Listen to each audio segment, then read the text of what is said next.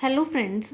हमने जो पॉलिटी की हैंड रिटन नोट्स की सीरीज़ स्टार्ट की थी उसका आज लेक्चर नंबर 3 है, जिसमें हम कॉन्स्टिट्यूएंट असेंबली की कमेटीज़ के बारे में डिस्कस करेंगे। और कल के वीडियो में हमने क्या किया था कि कैबिनेट मिशन प्लान कब आया था, कॉन्स्टिट्यूएंट असेंबली कैसे बनी थी, कितने मेंबर्स थे, कॉन्स्टिट्यूशन कब बना था, कैसे बना था, ये सब कुछ हमने कल डिस्कस किया था। ठीक है, आज हम आगे डिस्कस करेंगे कि कितनी कमेटीज़ थी। जो इम्पॉर्टेंट कमेटीज़ हैं उनके बारे में ही रीड करेंगे, क्योंकि बाकी का जो एग्ज़ाम में पूछा ही नहीं जाता उसका कोई फ़ायदा नहीं है। ठीक है, और उसके प्रेसिडेंट कौन थे ये डायरेक्ट क्वेश्चन एग्ज़ाम में पूछा जाता है। थोड़ा सा ट्रिकी वे में पढ़ने की कोशिश करेंगे। तो फर्स्ट है, इधर हमने कमेटी लिखी है और इधर इनके प्रेसिडेंट के नेम लिखे हुए हैं। फर्स्ट है स्टीयरिंग कमेटी, ये आपने याद रखनी है। स्टीयरिंग कमेटी के प्रेसिडेंट थे doctor Rajendra Prasad ji. Union power committee Pandit Jawaharlal Nehru. Union constitution committee Pandit Jawaharlal Nehru. देखो, इससे मैंने एक ट्रिक से याद किया है, अगर आपको अच्छी लगे आप फॉलो कर सकते हैं। फर्स्ट तो आपको याद एज इट इज़ याद रखनी पड़ेगी कि steering committee doctor Rajendra Prasad जी थे। यूनियन पावर कमेटी और यूनियन कॉन्स्टिट्यूशन कमेटी, देखो जो दोनों यूनियन वाली है ये किसके पास थी, पंडित जवाहरलाल नेहरू जी के पास थी। ठीक है, आगे है ड्राफ्टिंग कमेटी। ड्राफ्टिंग कमेटी बहुत इंपॉर्टेंट है, आगे हम इसको थोड़ा सा डिटेल में डिस्कस करेंगे। और इसके प्रेसिडेंट डॉक्टर BR अम्बेडकर जी हैं। ये आपको एज वैसे ही याद हो जाएगी, जब हम आगे डिटेल में करेंगे तो बहुत बार रीड आउट किया जाता है। तो ड्राफ्टिंग कमेटी का तो याद हो जाता है कि इसके डॉक्टर BR अम्बेडकर जी थे। ठीक है, प्रोविंशियल पावर कमेटी, तो इसके थे सरदार वल्लभ भाई पटेल जी। अब देखो प्रोविंशियल, इसमें क्या है कि PP दोनों में क्या आता है, PP आता है, तो PP के क्या थे, पटेल जी थे। मैंने इसे ऐसे ही याद किया है, अगर आप भी याद करना चाहते हो तो ऐसे कर सकते हो। इसके क्या थे, PP पटेल के प्रोविंशियल पावर, तो PP आता है, तो ये पटेल जी हो गए। ठीक है, स्टेट कमेटी के पंडित जवाहरलाल नेहरू जी। अब आपने पहले देखा है कि यूनियन दोनों यूनियन वाले कौन थे, पंडित जवाहरलाल नेहरू जी। अब यूनियन के नेहरू जी हैं तो स्टेट के भी नेहरू जी होंगे। ठीक है, यूनियन एंड स्टेट तीनों के कौन है, नेहरू पंडित जवाहरलाल नेहरू जी हैं।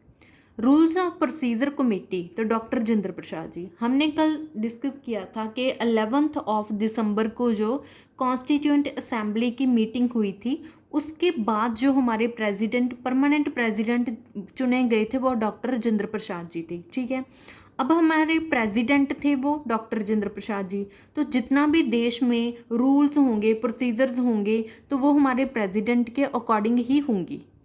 मैंने ऐसे ही याद किया है, एक ट्रिक थी बनाने की, तो आप भी कर सकते हो कि जो हमारे पहले प्रेसिडेंट थे वो डॉक्टर राजेंद्र प्रसाद जी थे।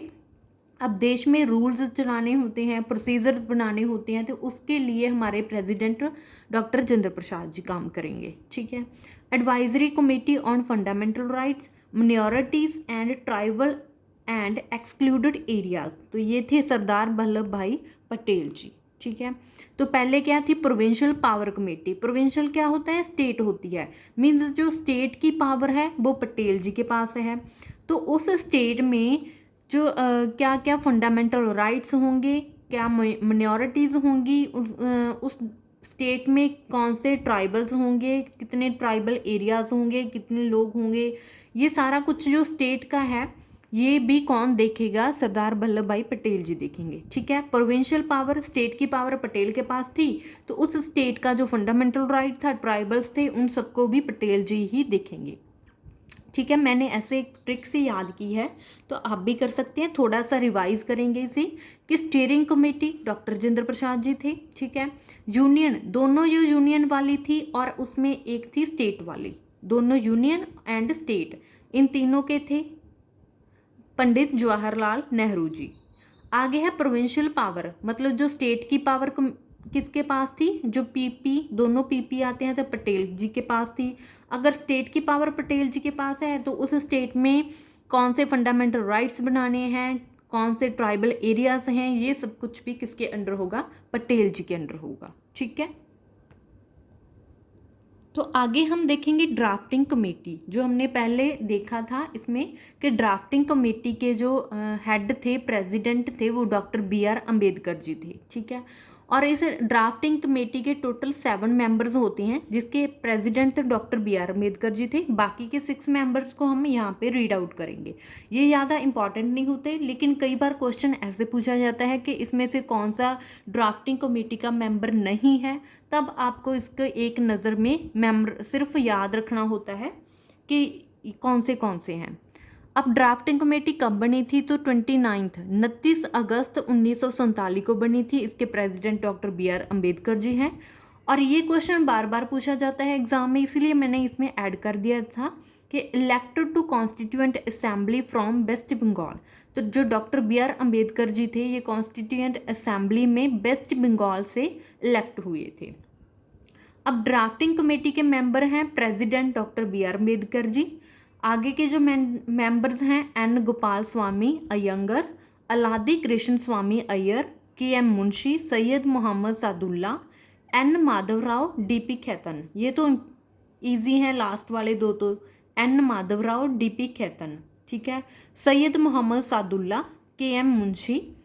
यहाँ पे दोनों देखो, आप इसको अय्यर अय्यर ही याद कर सकते हो कि अय्यर अय्यर, तो दोनों अय्यर हो गए, KM मुंशी हो गए, DP खेतन, N माधवराव, और एक जो हमें थोड़ा सा मोहम्मद लगता है, मोहम्मद सादुल्ला, तो ये हो गया, ठीक है। आप इनको ऐसे याद कर सकते हो।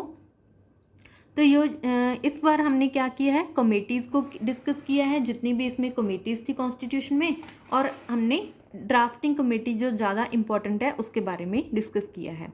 अगर आपको मेरी वीडियो अच्छी लगती है तो please like, share and subscribe my YouTube channel, ताकि आप आगे वाली वीडियोज़ को भी देख सकें। Thank you.